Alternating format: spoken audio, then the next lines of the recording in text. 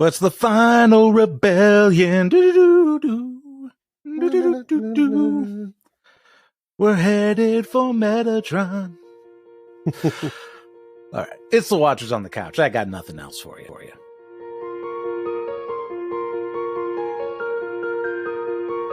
Welcome back to Watchers on the Couch. Today we are discussing episodes 7 and 8 of season 3 of the HBO and BBC series His Dark Materials. It's the end. This is it, Mike.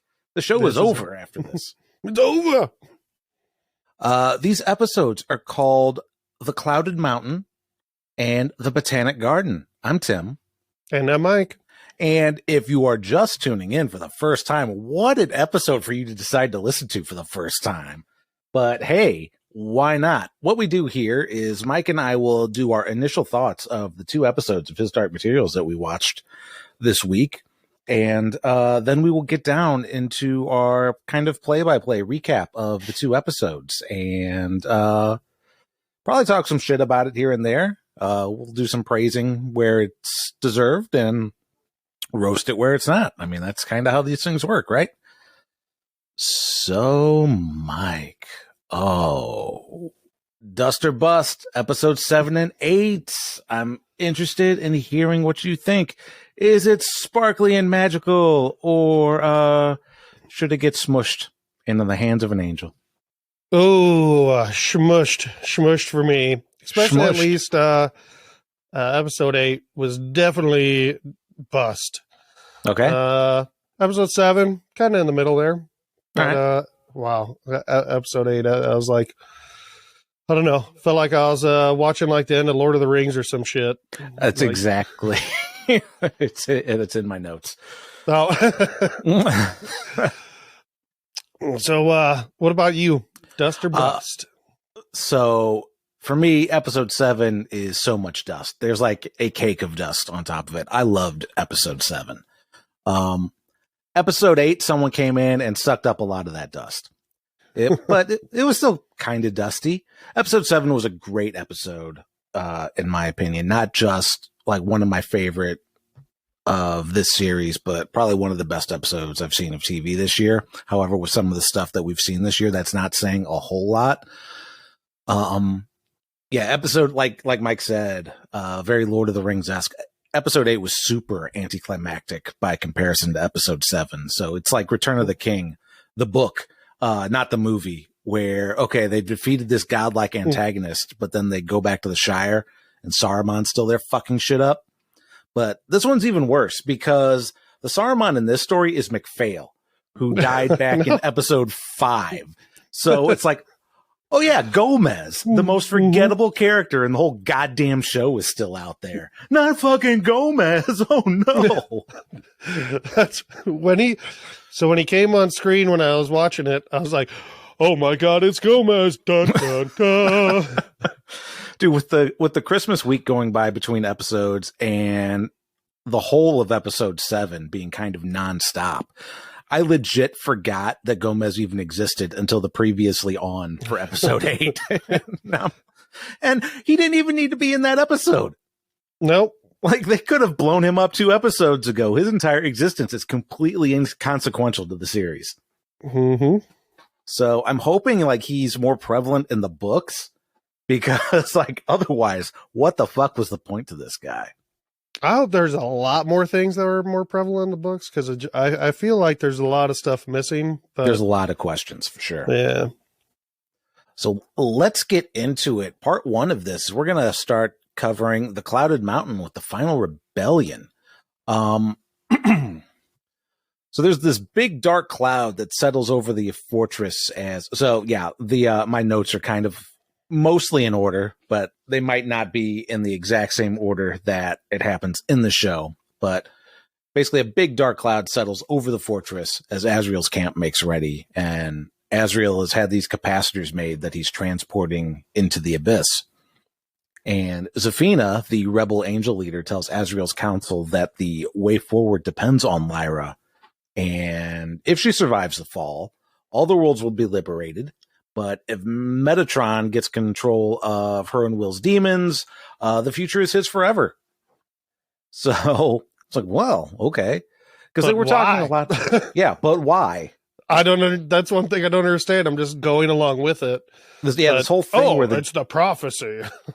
This whole thing where they're vulnerable without their demons is like, okay. I mean, we know through what happens to Gunway's daughter that they have some way of doing some kind of soul severing thing. So I guess like if he gets the demons, he can kind of brainwash them into serving him, kind of like what happened with Gunway's daughter. Yeah, but like they're just saying like if they, like I feel everything could still happen without Lyra and Will. You know, I don't know. I'm like Lyra, but I guess, but they're special. That's true. There's a whole lot of, we'll get into it, but yeah, basically Lyra and Will are completely inconsequential to the war.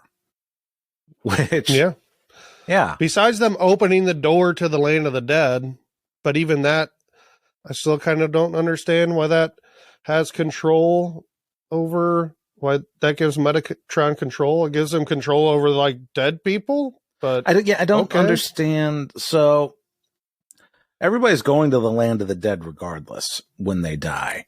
But at some point they get to a prison camp instead of like just passing through.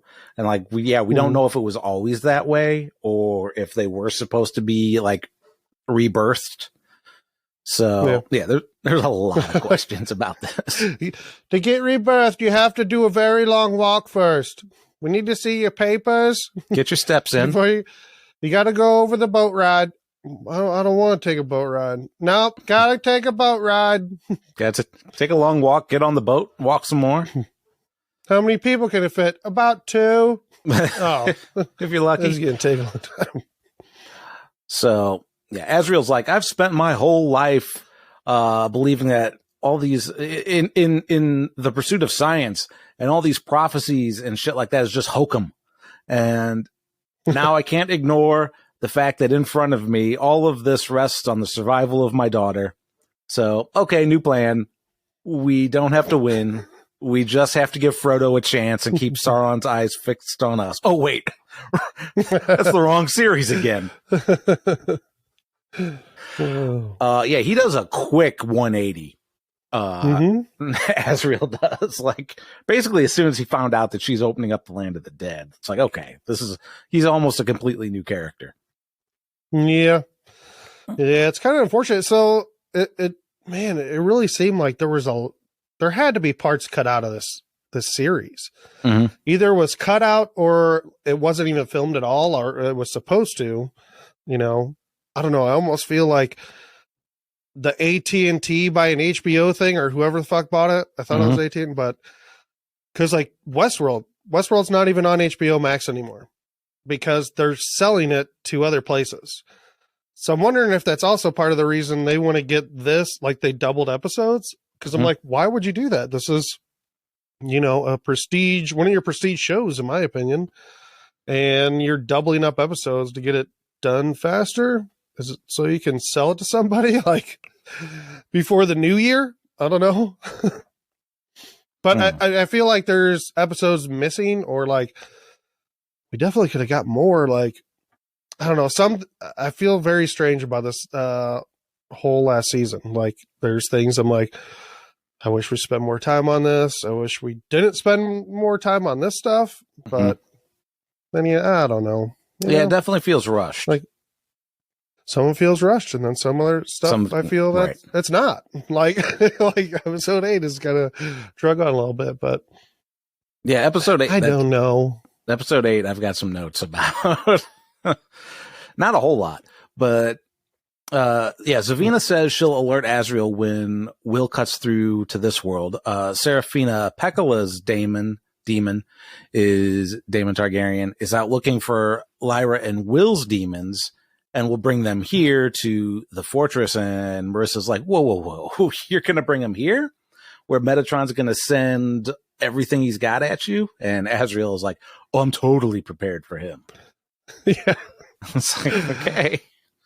He can't penetrate this. I've built this to withstand angel forces. He can't see through lead. So Asriel shows Marissa his plan. I've got a plan. So he's made the Abyss one big heaven-killing dustbuster that's going to suck the whole Clouded Fortress down, and he's going to make sure that Metatron goes down the hole. And he goes on to say that he thought, or that he was certain that he'd change the world, but that destiny apparently belongs to Lyra. He's been a shit dad that gave Lyra nothing, but at the very least, he can go buy her some time in order to change the world. So Marissa says, if you and Metatron go down the pit, it's not just death down there, it's eternal oblivion. And he's just like, yeah, I know. Whatever. Yeah, you know how you were talking about how I want this throne this entire time? It's never been about that. I'm totally willing to die to fucking kill God. It's my ego, dude. Duh. All I want to do is fucking fuck this guy. I do. So, bend him over. especially when he looks like me, it's like, oh man, that's some sexy James McAvoy. I wish God looked like James McAvoy. Wait a minute. I've been Metatron this whole time. No, stupid. You don't get it. This is very deep. I don't know. Looks just like me.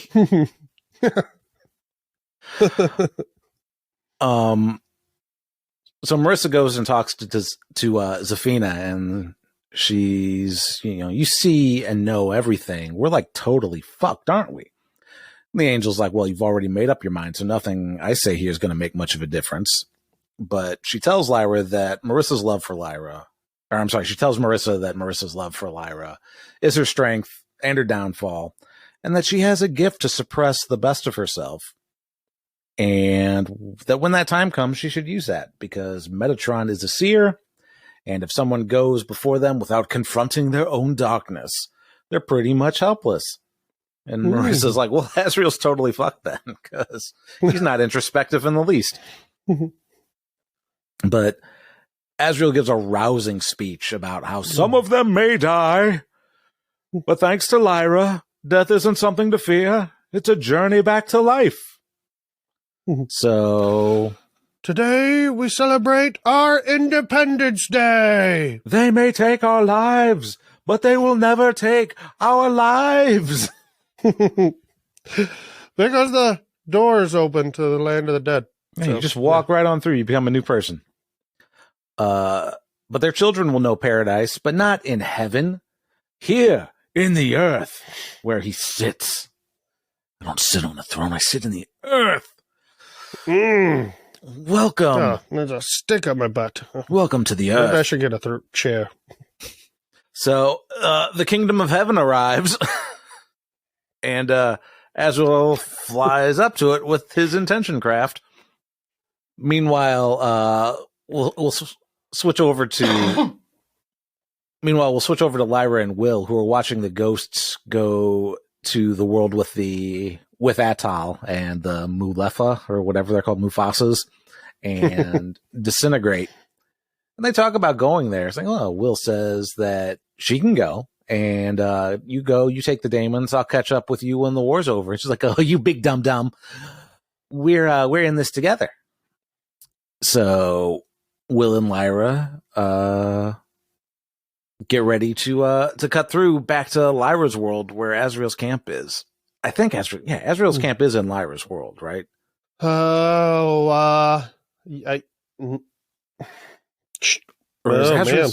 Asriel's camp's in a different world. I think it's a different world, because that's Gunway's world, right? I don't think so, because he opens a portal from a Gunway's world to his camp, and they all go through that door. They all just go, all right. Yeah. Huh. All right. So the witches join Asriel in the sky, and so do Zafina's angels. Will cuts through, and Zafina tells Asriel. Asriel signals the attack and proceeds to shoot angels with bullets. So I would like to know a little bit more about how Asriel's bullets work, but okay. They're magic bullets, Tim. They're dust bullets. That's all you need to know. Yep. Dust bullets. So Zafina tells Marissa that she's needed because Metatron has released the Demon Eaters, or as we know them as Spectres. The Spectres start tearing through the camp. That's something that's kind of confusing for me. Why would they call them Demon Eaters? Because they don't attack children. Children have demons. So, whatever. I guess they can't. Whatever. I was like, why would you call it that? We still don't find out. They're more, yeah. Why they're Marissa has these special powers? She's just special. Yep. Yeah, the Spectres start tearing through the camp, but Marissa goes out on a balcony and says, "Come to me," and basically destroys all of them. And yeah, we don't know why or how she can do that. It wasn't clear in season 2. It was just something that happened. It's like, wait a second, and yeah, they didn't explain that at all. I mean, I guess it paid off, but yeah, it was real silly for me to watch. But it's like, okay, oh, put your hands out, and they're all dead. Yep, and it's like, boy, I hope that's explained in the book, because even if it's even in the book, who knows? They might have just added that to the show. That's why it's so weird. Could be, but yeah, Pickerill is fighting alongside Asriel when her demon tells her that he's found pantaloonies, and so she breaks off to go get them. Pickerill finds Pan and tells them that they need to be reunited with Lyra, and we still see Will's demon. He's got a little kitty. So cute. Just like, not just like, but fitting that he followed a cat through the portal to Chitagaze to begin with. And so now he's got he's got his own soul pussy. Yep. And Pan's being a little bitch. Yeah, Pan was annoying this episode for sure. Pan was annoying the next episode too. Pan's a little emo bitch, man. Yeah, he should have had he needs some hair in front of one of his eyes, like combed down. But you left me. But you left me. But you left me. Get over it. I listen to My Chemical Romance all the time. Gunway finds Lyra and Will and escorts them back to the tower and he tells Will that he can't use the blade because angels can sense it and they'll know that they're separated from their demons. And Lyra asks Gunway if he trusts Asriel and that he shouldn't because Asriel uses people, which so does Lyra, but okay. Gunway says that Asriel's proud of her and heard Asriel chant her name in front of hundreds of his own troops. And she's like, well, I don't know why he'd do that. Which, yeah, that's actually a good point because I feel like Will and Lyra don't actually have any idea about what this war is or why it's being fought. I don't think anyone has ever told them shit about this. It's just it's just people trying to get them all the time and not telling them anything. Will and Lyra are like, oh man, they like told this story. All their scenes, I think, are super weird. Anytime they come into contact with something new, they're just like, meh, no biggie. And they also have no sense of urgency for anything. Yeah. Ever. They're just like, take our time. Hey, look, there's a war going on up there. Meh. Oh, we'll go with these guys. Yeah, anyway, some cliff gas attack and Gunway and his men hold them off while Will and Lyra break for the tower. Marissa, after killing all of the Spectres, is on a ledge in the tower, the same place where Ruta Scotty died 2 episodes or one episode, I don't remember how many episodes ago it was now, and tells Metatron to show himself to her, which he does. So, show yourself to me. Okay, hi. And... Hello. Hello. I've been here the whole time. Oh, Metatron. And he basically tells her to join him. She kneels down and tells her monkey that he knows what to do and starts walking across this ledge into the clouded mountain. Metatron didn't think that was a little strange. Like, she left her monkey behind and was like, hey, you know what to do. I can hear you. Yeah, I'm right here. I can hear you. Yeah. So I heard that. And Asriel, as he's, dodging angels and shooting other angels, and the other thing about your dust bullets, how are you like being careful and not shooting witches and your angels as you're just like machine gunning bullets everywhere? Hey, can our angels put on like a jersey or something? I need to know which ones are which. They do. They have the blue angels, and Metatron has the gold angels. But Asriel sees this from overhead. He's like, "What the fuck is she doing?" And flies in after her. And he appears in a hall with his intention craft and soul pussy nowhere to be found. And Metatron appears before Asriel as Asriel. He's like, "Oh, you'll wage war against the heavens, but you haven't confronted yourself. What are you afraid of? Resentment of your daughter?" Asriel sees himself. He's like, "I knew it. I am the god. Yeah, I knew it. Me this whole time. Turn the ship around. We're done. We're done here. I did have a throne this whole time. She was right." But Asriel says, "Maybe I'm resentful of my daughter, but I'm not afraid of you. You aren't the creator. You aren't even the authority. You're just an angel, and before that, you were a dude named Enoch. So you're basically just another person." I like his delivery, like Asriel's delivery, because it's like Metatron's like, "Oh my god, and I'm powerful or whatnot," and he's like, "No, you're not. Nope, no, you're not. You're not." It was just a funny delivery, and for me, it was like, "No, you're not. No, you're just a guy." Enoch. I enjoy James McAvoy in this scene very much. I do too. I want a whole series of James McAvoy. Like, I don't care if it's like the stuff like before this that we already kind of know what happened. Just give me more James McAvoy as Asriel. But Asriel proceeds to start punching the shit out of himself. And it seems to be going pretty well until Metatron just kicks him one time and super fucks him up. "You bleed so easy. You bleed like my Lee. My Lee, good fuck."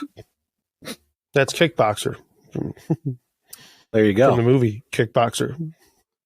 Nobody makes me bleed my own blood. That's dodgeball. So meanwhile, Marissa's in her own hallway and is talking to Metatron, and not as herself. It's some bloke. We see him in his Enoch form. Big eyes. Metatron tells her that he's chosen her, and if he wished, he could make her an angel and give her power. And that hasn't happened since the fall of man, which causes Marissa to think of Lyra, and Metatron's, "Oh, you're thinking of Lyra, or you're thinking of Eve." Blah, blah, blah, blah, blah. And Marissa admits that she does love Lyra, and that Lyra makes her feel weak, and she wants that feeling gone. So Metatron says to let it go, let it go, let it go, and give Eve to him. Which, the other thing that I would very much like to know, like neither of them asked Metatron this question, is how the fuck did the two of them have an Eve? I don't know.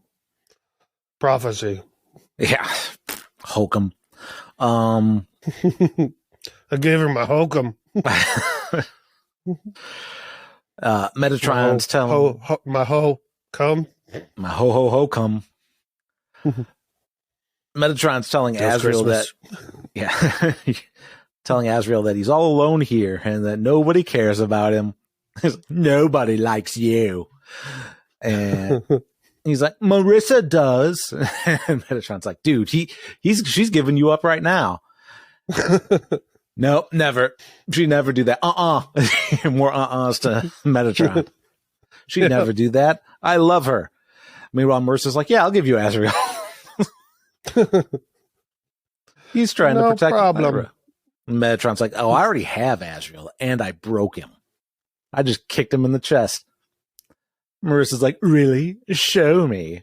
So now all three of them are together, and she's like, I want him to know it was me. So they back Asriel up to where the floor ends, and below is the abyss, which is convenient. And he's like, Marissa, no. Curse your inevitable betrayal. Let's see. Seraphina stashes the demons in the tower. Meanwhile, like before that, she told them to take their bird forms, and they all flew away towards the tower, and an angel tried to get them, but Seraphina cast a spell and like just disintegrated it. Like, fuck, man. Dude, yeah, I'm like, wait, hold on. Like, she just cast spells and kill angels? Yeah, I don't know what the fuck that was. I mean, pretty cool, but yeah, the reason I didn't mention it earlier in this discussion is it wasn't like plot. It wasn't pivotal to the plot. So yeah, a lot of these things, it's like, yeah, some stuff happens, but it's like, I didn't talk about the soldiers getting talked to in their brains by Metatron either, because it doesn't really do anything. It's not, it's not particularly important. So yeah, Seraphina stashes the demons in the tower, then appears to Will and Lyra to tell them that, hey, your demons are in the tower. Got them through to a safe world, and I'll be along after. So they do that. They get Why didn't Will and Lyra just go with them? Will just like, oh, you're safe. See you later. We'll stay here where there's lots of danger. Well, Will thinks he needs to fight to give this knife to Asriel. Oh yeah, that's true. And then about all that part. And then Lyra fucks off when she sees the golden monkey.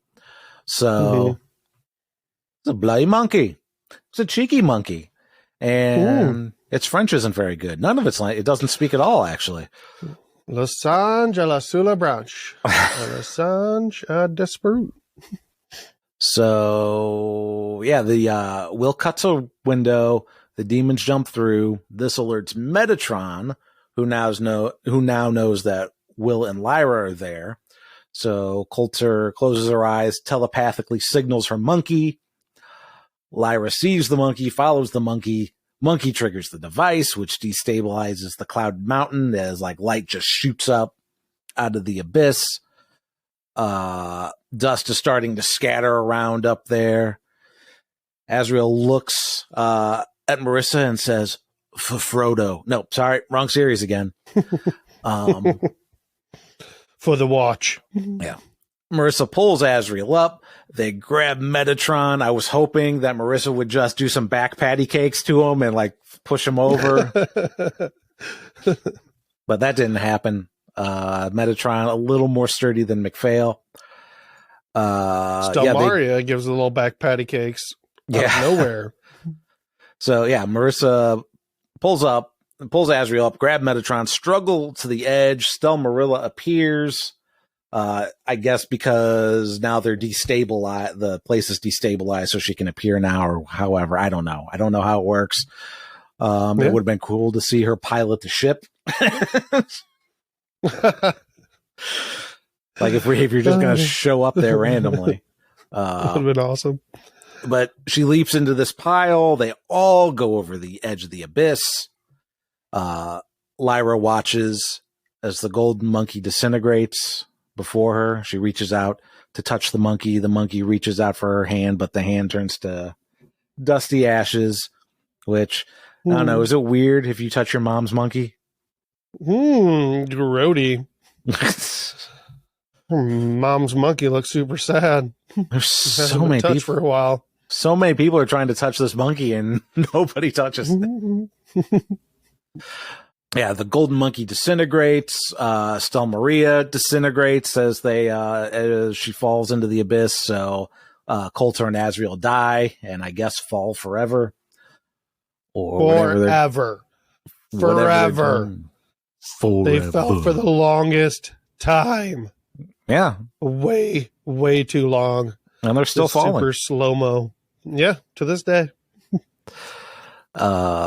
the clouded fortress disappears, but not before dropping a big crystal cube. It just shits a cube out.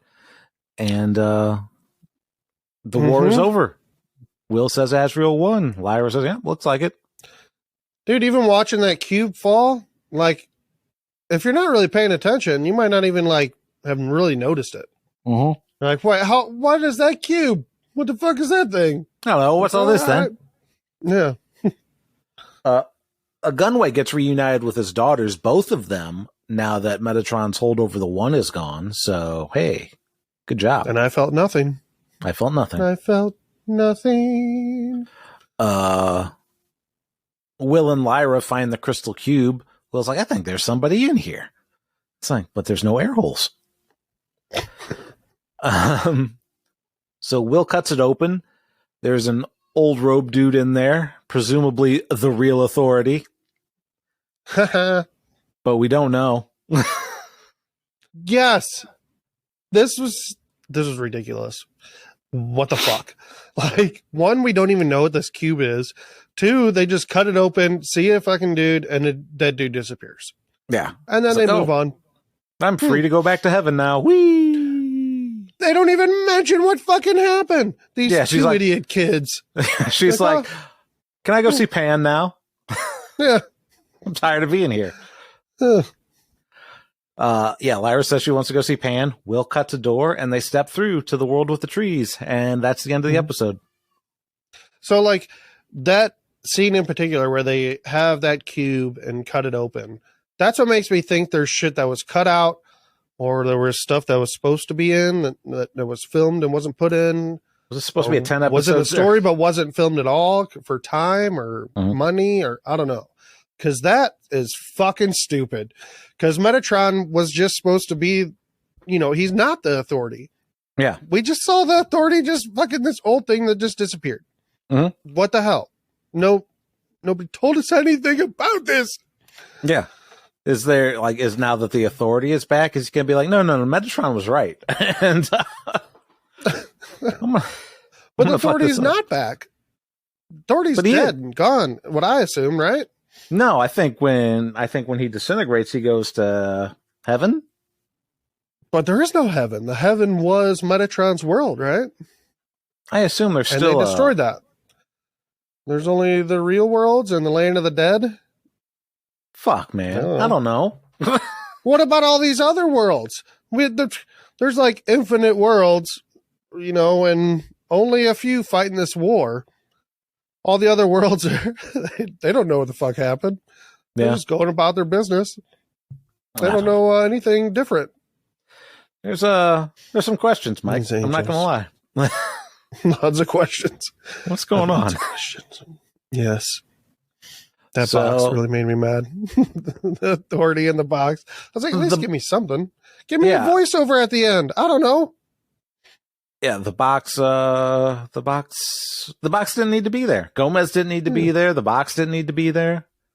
What's in the box? What's in the box? Gwyneth Paltrow should have been in the box. It should have been the rest of Gwyneth Paltrow. All right, yeah.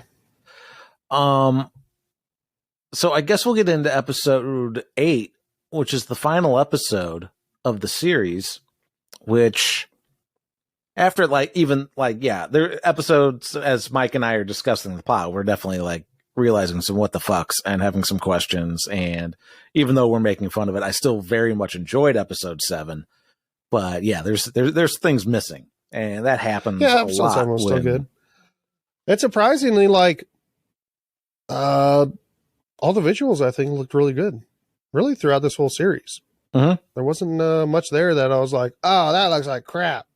Yeah, everything looks pretty good. And there's no people riding dragons that you have to worry about. Just let your people fly. Don't put them on Dragonback where they always look stupid. Well, I mean, these witches kind of look a little stupid when they fly with their little shoulder movements. They're I was trying to as they're floating in the sky during Asriel's speech, and then before the war starts, it's like, I don't think the fabric of their clothes are moving. But I liked how they were all spread out though, kind of randomly. That seemed more real to me. Yeah. I mean, one angel will be like, I need my space. I want to be over here. Yeah. that angel has couple gas. grouped together. Oh, sorry, I dusted. So yeah, after a huge episode 7, episode 8 is really anticlimactic by comparison, and it's almost 10 minutes longer than the previous episode.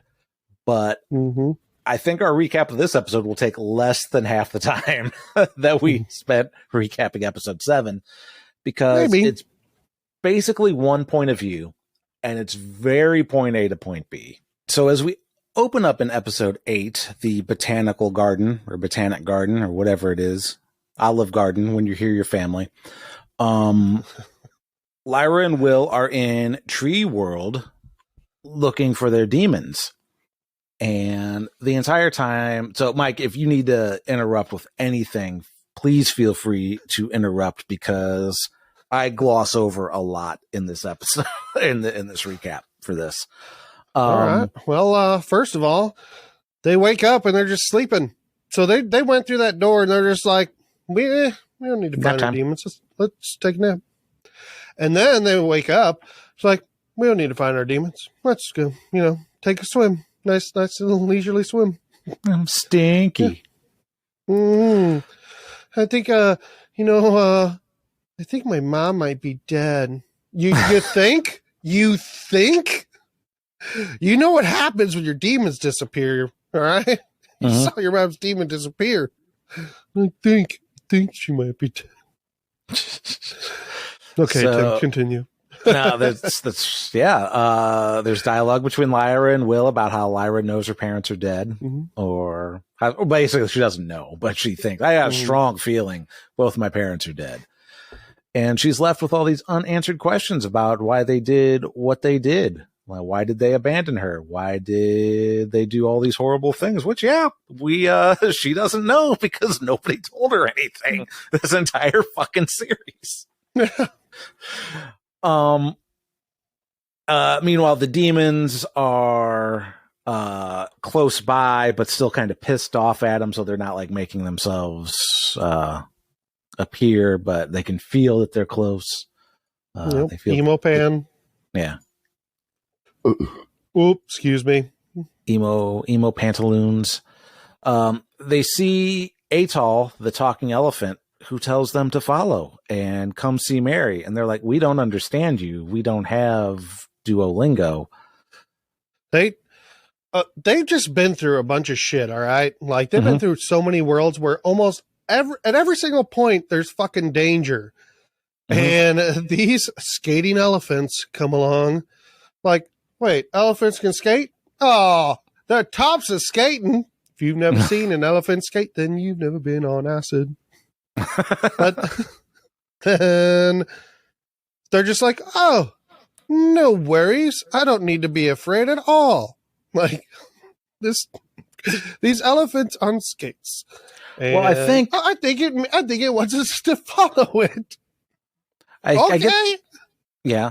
I think in Will's case, he cut the hold of the same world that he lets the souls into, or lets the ghosts into. And I think he has a knife, and I think with the knife he can kind of sense like that this world is safe, or at least it's supposed to be safe. A knife that can cut through anything except his pocket. He has those special pants, man. Indestructible pockets. Yeah, if he just drops that knife point down, does it just keep going through the world? Never stops. I don't know. It's a great question. Yeah, but they follow. Yeah, let's follow these elephants on wheels, and they get reunited with Mary, and basically Mary's like, Lyra, oh, punch me in the potatoes. I can't believe it's you, Lyra. Look how big you've gotten. Oh, take a wink-a-dink. Let me show you my nuts. We do also find out through various conversations in this episode that Will's been gone, like from his world for about a year now. Yeah, that's a pretty long time. So Lyra learns that she like, yeah, what are you doing here, Mary? Oh, well, I've been following fucking Styx and not the band. I followed them back in the 70s, but no, these are the I Ching Sticks. And it's like, hey, my dark particles, your dust, their sref, it's all the same thing. And guess what? It's not sin. It's consciousness. It's creativity. It's real cool shit, man. Come snort a line. Yeah. But the dust is still leaving and the trees are still dying.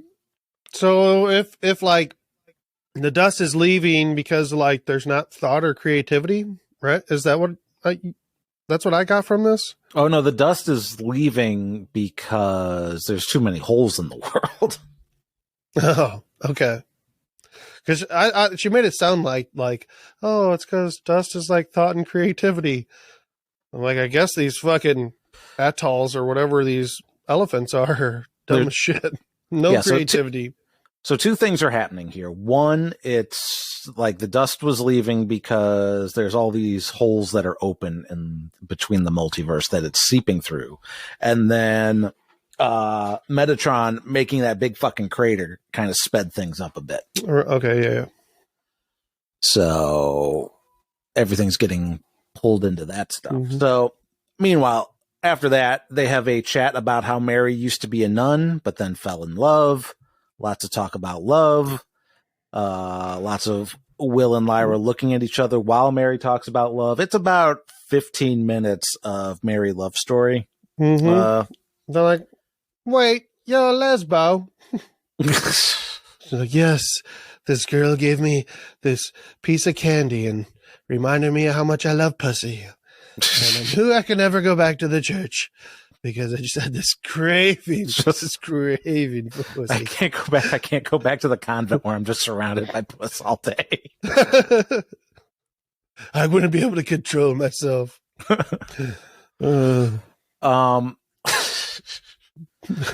So meanwhile, let's take a break from Lyra and Will to talk about Gomez. Meanwhile, who gives a fuck, really? That's how I thought when he came on screen. It's like, oh yeah, this fucking guy. This is the big threat that's left in the show. He's tracking Mary Malone. He's walking through the worlds like Mary. It's just lots of scenes of him walking. Shoots an animal for no real reason. Yeah.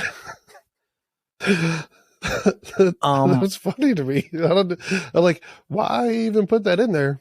Like, yeah. Oh, all right. This ungodly creature. Yeah. Shoot it. Shoot all of them. Meanwhile, the rest of them could have just stampeded his ass. Mm-hmm. So eventually, his demon leads him to Lyra after Lyra and Will do some splashy splashy. Hey, hold on a sec. Before, how does he even know that they're godless beasts? I mean, look at the elephants; they can talk. Like he didn't even try to go and talk to them horses or whatever he shot. Maybe they talk and maybe they worship God more than he does. Yeah, they probably do. Well, he doesn't even worship God; he worships Metatron. He just doesn't know it. Yeah. Yeah, I don't know. But yeah, he's about to headshot Lyra when Balthamos, remember this guy? Because I forgot about him. He's I didn't forget about him, but he's going to headshot them when they're doing just another, who cares about, our demons? Let's just go have some more splashy time. No rush. So Balthamos appears to Gomez, tells him to come closer, and Gomez is like, oh, an angel, if you let me, we're on the same side. And Balthamos is like, no. Gomez is like, let me perform this act of devotion to rid the worlds of sin. And Balthamos is like, desire is not sin. You who judge are just afraid. I am Balthamos, and I will not let you take an innocent child's life. And he grabs Gomez's demon and crushes it in his hand, killing Gomez and apparently himself. I'm glad you brought that up because I was confused too. Why did he die? Why did he announce his name first? Why do you have to do that? I'm Balthamos. I crush us. Like, no, unnecessary. Didn't even do that. But then, yeah, why did he die? Did that dude's demon is a poisonous spider and bit him as he crushed him? Well, only logical thing I could come up with. Even if that was the case, why would an angel die from a bite? It could have became like an angel Spider-Man. Yeah, it's like, or demons made out of, well, I guess if Asriel can shoot angels, and I guess angels can be bitten by whatever the fuck it is. Can angels not kill demons? Or can angels not kill people? I don't know. I don't know what happened there. Like, now that the real authority's back, he's like, no. We're going to unmake you. I don't know. Well, and the other thing is okay, this is a pretty holy guy. You're a fucking angel. I feel like if you had just said, hey, don't do that, maybe he would have not done that. No. Hey, let me show you the truth about shit, dude. You know, you've been fed a lot of lies and propaganda, man. Let me just show you. Yeah. Now, I don't care that Gomez is dead. It's like, it would have been better if he just stayed alive. So I'm not saying that at all. It's just like, seems rushed. Seems a lot of why did this happen? Yeah. And that's it. That's all there was to the Gomez stuff. Just some walking around Mary Malone style until he gets smushed by an angel. Yeah. I thought maybe Mary was going to get her head blown off at just some random time. Maybe while Mary was telling her stories. Uh-huh. And then yes, and then I got this piece of candy and then pow! Dead. Right in her brain. So I was about to dive right into her I wanted to hear the rest of that story. Yeah, and Lyra and Will would just be like, all right, whatever. I've seen so much that this doesn't surprise me anymore. So yeah, we're about halfway through the episode already. This is all that's happened. Lyra and Will finally smoochy kiss. Yeah. Out of nowhere. It was, I don't understand why she decided to kiss him then. It didn't seem like a time, I don't know. Just seemed very odd. Listen, they're not getting any younger. I knew it was going to happen at some point, but yeah. Okay. Which apparently heals the multiverse and slows the flow of dust. The love of Eve shall heal the earth, and all the worlds will feel it. I thought smoochies healed the earth. I thought that's what happened, was just smoochies heals everything. Smooch all the holes in between the worlds. Seraphina arrives and appears to the demons and names Will's demon Kiryava, something like that. And Pan wasn't like, that's a stupid name. That name's gonna leave you. Yeah. But yeah, Seraphina says, hey, it's time to quit being a little bitch. And rejoin their people. Yeah, exactly. That's in my notes. Yep. She tells him stop being a little bitch. Okay. Because they're going to need their demons for what's to come. And what's to come is that Will and Lyra can't stay together. Surprise, surprise. They've slowed the flow of dust, but everyone has to go home. You don't. It's not even you don't have to go home, but you can't stay here. It's like, no, you have to go home. And all the doors between worlds need to be sealed to keep the dust from leaking. We got to make this hermetic seal. It seemed like he could open a door and close it real fast. You know, I don't want to be a problem. Yeah, but apparently every time the knife makes a cut, it speeds up the flow of dust, and a little darkness comes in one form or another. Such as specters, Mike. He's making specters. Maybe we could find another Marissa. Just destroy him with mind power. And Will and Lyra are like, well, this is bullshit. We did all this, and now this is the thanks we get? So Lyra goes to ask... She can't read the lithiometer either, because she's all grown up now. Yeah, that's in my notes. Once you get some smoochies, you're all grown up. Yep. Lyra goes to ask the alethiometer what to do, but it doesn't work for her anymore now that she's smoochy kissed, is what's in my notes. She has to go to school to learn to read it like anyone else. Yep. But that's a story for another day, Tim. Dun dun dun dun dun dun dun dun dun. Dun. She should have been sitting on a throne like Arnold Schwarzenegger and Conan, but that's another story. Dun, dun, dun, dun. So Mary does her best to console Will while Seraphina does her best to console Lyra. But they're like, yeah, you know, it sucks, but better to have loved and lost and yada, yada, yada. You still have a whole life to look forward to. And Zafina tells them that, you know, humans may create enough dust to keep one window open, but they all know where that window needs to be. The land of the dead. The most important. But the rest of the windows need to be closed. And while the knife exists, only Will can close these windows. But if he breaks it, the angels can just go ahead and close them. Oh, how convenient. Yeah. That really saves some time. Why didn't they fucking close them when it was broken before? Hey.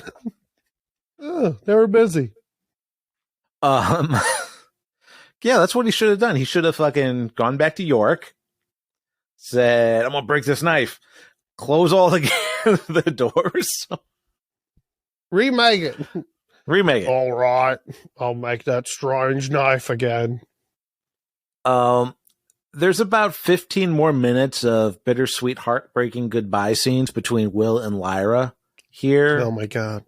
Which really got to Sarah. Sarah's like, oh, this is horrible. This is heartbreaking. She's very upset. She's crying. I was less affected. I was actually more affected by the golden monkey and Stelmaria evaporating. Yeah. That's like there's one tear that I have there. But I already knew this was going to happen because of what Jopari said. And I'm also too old and jaded at this point in my life to be affected by teenage love stories. Yep. Yeah. I was like, okay, I got it. Is it going to end? Come on, let's go. Yeah. So like I've seen this story before, so that's why, you know, if I was younger, you know, if I was a teenager or something watching this, yeah, I would think differently. So we learn that the worlds aren't properly aligned until all the windows are closed. So Seraphina leads them to where Lyra's Oxford should be. And they all step through. And while Will and Lyra are sitting on a park bench, Seraphina teaches Mary how to see her own demon.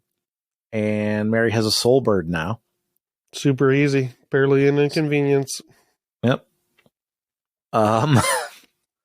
Lyra and Will promise that they'll come to the same the sitting on a park bench. They're going to come to that bench every year for an hour, so they'll be quote unquote together sometimes. Very sweet. What if someone's sitting on it?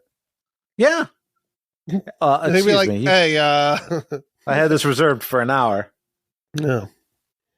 Like, are they gonna like try to give like the invisible person next to him a handy or something? What if the park bench gets damaged or stolen, or you know, the park gets torn down? Yeah, yeah. So we don't know. Everyone says their goodbyes again. Will cuts the window. Mary walks through. Will says he's going to break the knife as soon as he's through. Otherwise, he'll just want to cut his way back to Lyra.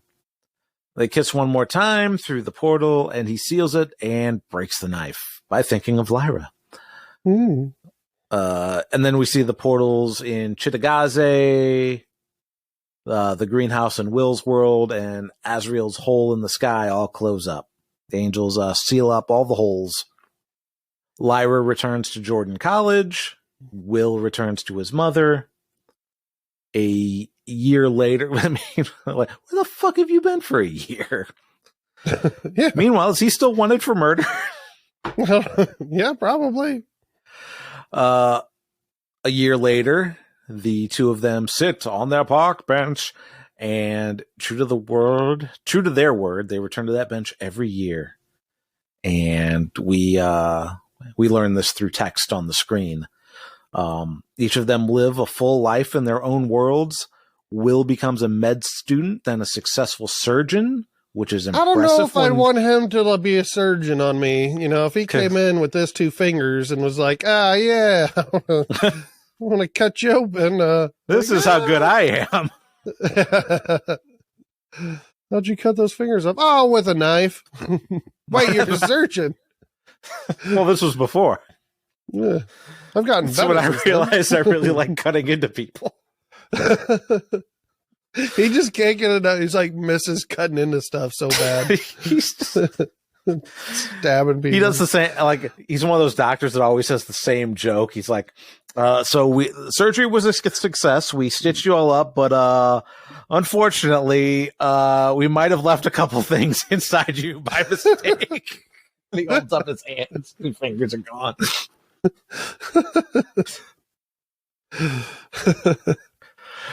But yeah, if he's being a successful surgeon is super impressive when you're missing two fingies.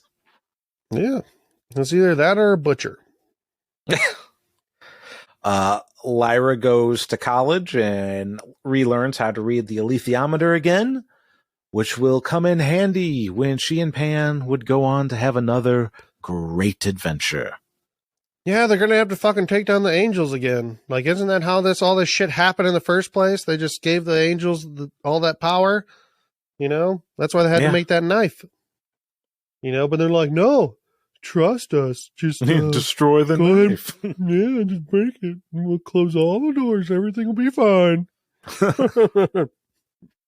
And that's it. That's his Dark Materials. That is the series. It is over. It won't people think it's like real weird that Will has a cat around him all the time? Won't they all be trying to pet his cat? Yeah. Like, well, the other thing, it's a demon. Wait, what? What the fuck is a demon? These people don't know. They don't know. Is him and Mary going to try to tell him? Like, they're going to try to pet his cat, and he's going to be fucking jizzing all the time. Yeah, that's what I'm saying. And he's going to school, like, keep your cat outside, all right? This is a school, not a petting zoo. You just pet my cat, and I jizz in my pants. Well, he has been separated from his demons, so they can presumably go the distance. He can stay home. The cat can stay home. Yeah, I guess so. But, all right. Mom, don't pet my cat. It's weird. Yeah. Oh, God. Gross. That's my demon, Mom. What? What? Man, you're weird since I've seen you. You've only been gone for a year, but you've gotten really weird. You said you've been in other worlds and there's been a war with angels? You've got two. Right. You're missing two. We're going to have fingers? To put you in an asylum. All right. Get you some help. It's yeah, I kind of feel like I want to read the books now. Like, I'm not going to read them anytime soon, but I am going to read them. Are there books besides these three? There's another trilogy. The third book of the trilogy is not out yet, but the second one came out not too long ago. Oh. So the first, it's called the Book of Dust trilogy. So books 1 and 2 are out. Book 1 takes place like 10 years before his Dark Materials. And then book 2 takes place, I want to say 7 years after his Dark Materials. All right. So 1 doesn't have Lyra at all in it, and then the second book has an older Lyra in it. All right. And then the third book, I think, takes place after the second book. So I think Philip Pullman wants to have the book finished by towards the end of next year, I think is what I heard. So yeah, I'd like to return to this world. Even though we're like, what the fuck? Like, well, a little more information, if you please. Mm-hmm. I still really enjoyed the show. Yeah, I am glad Mike talked me into watching it to do Watchers on the Couch for it. You're welcome. It has a satisfying ending, unlike some other shows. Yes. Yeah, even though I thought it was, all this was drawn out this last episode, I mean, it still had a conclusion and an ending. And I wasn't completely what the fuck? Even though I kind of just shat on this last episode, I still enjoyed this whole series. So for sure. So that is going to be it for our coverage of his Dark Materials. There's no more unless they make more shows, in which case maybe we'll come back if we're still alive then. If we haven't turned to dust. Who knows when things get adapted. Maybe we'll do it from the land of the dead. Yeah. I fell through this dimensional portal. And now I'm in the land of the dead, but I still get a Wi-Fi signal so I can put out this this podcast. It's the Watchers for the Dead. Hello from the land of the dead. This is not the end of Watchers on the Couch for this year. We have one more episode coming up. In fact, Mike and I are sitting down in person with our good friend Chris tomorrow morning to do our kind of year in review, which is going to be fun. We're going to talk a little bit about what we might like to do with Watchers on the Couch next year, 2023, what shows we like that we didn't talk about, things like that. It's going to be fun. It's we're going to sit down with our friend Chris. I think I said that. I don't remember if I said that. Yep, you did. But an in-person podcast, which I have not done in I don't know how long. It's been a long time. I think it's been, don't know. Since you and Sarah did it together? I think it would have been since the last season of Game of Thrones. Probably. Because then the pandemic happened the next year. So you were remote for Westworld season 2 or season 3. And for Watchmen? Watchmen, you and I did. Watchmen was 2019. That was before the pandemic. We just decided to do, since it was just the two of us, we just decided to do it remotely. So you didn't have to drive out here all the time. Yeah. And that worked out. Great preparation. Yeah. Little did we know that's how we would have to do things for some time to come. But tomorrow, in person, 3 people. Looking forward to it. Yeah, me too.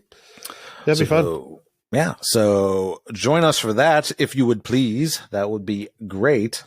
And until next time, I'm Tim. And I'm Mike. And go pet your demon, but don't pet your mom's demon. Oh, yeah. Demon pet. And fuck Gomez. Stupid bitch. I'm Mary.